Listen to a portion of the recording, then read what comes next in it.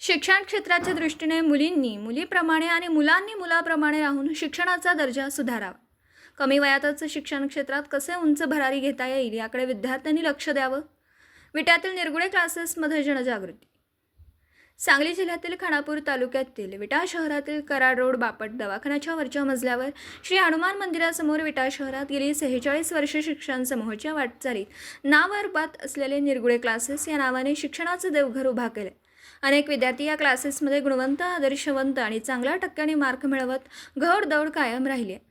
शिवाय हनुमंत निरगुडे सर यांना विशेष म्हणजे नाशिक जिल्हा कोचिंग क्लासेस संचालक संघटना संदीप युनिव्हर्सिटी नाशिक यांच्यामार्फत राज्यस्तरीय आदर्श शिक्षण पुरस्कार 2024 आकडितपणे क्लासेस घेणारे निरगुडे सर यांना प्रदान करण्यात आला. या निमित्ताने सामाजिक राजकीय संस्थेच्या वतीने सरांचा सत्कारही सन्मानित करण्यात आला.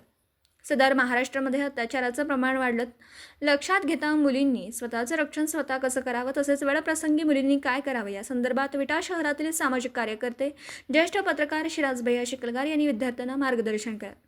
विद्यार्थ्यांनी खरंच आपल्याला या वयामध्ये शिक्षण दर्जात पुढे जायचं असेल, टक्केवारी वाढवायची असेल तर 12वीपर्यंत कोणताही विद्यार्थी हातामध्ये मोबाईल घेणार नाही किंवा मोबाईलचा वापर करणार नाही याची सुद्धा दक्षता बाळगा, असं आवाहन शिकलगार यांनी केलं.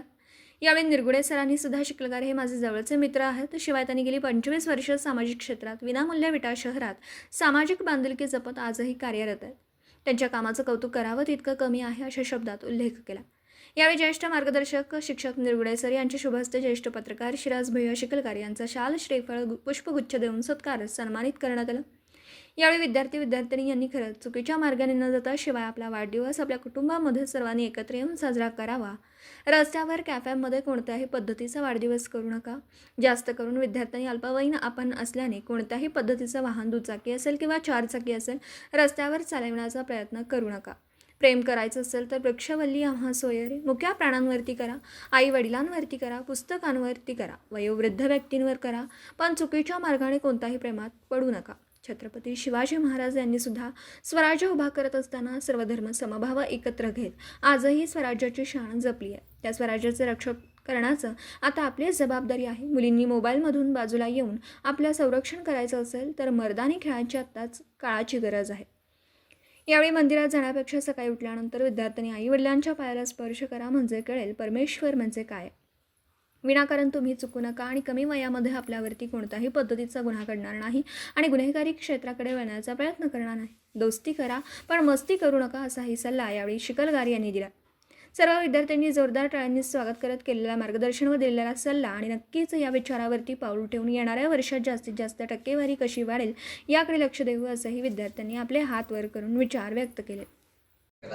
सन्माननीय आणि तुमचे गुरुजन ज्येष्ठ मार्गदर्शक आदरणीय ज्यांनी शून्यातनं विश्व निर्माण करून निरगुडे क्लासेसची स्थापना केली.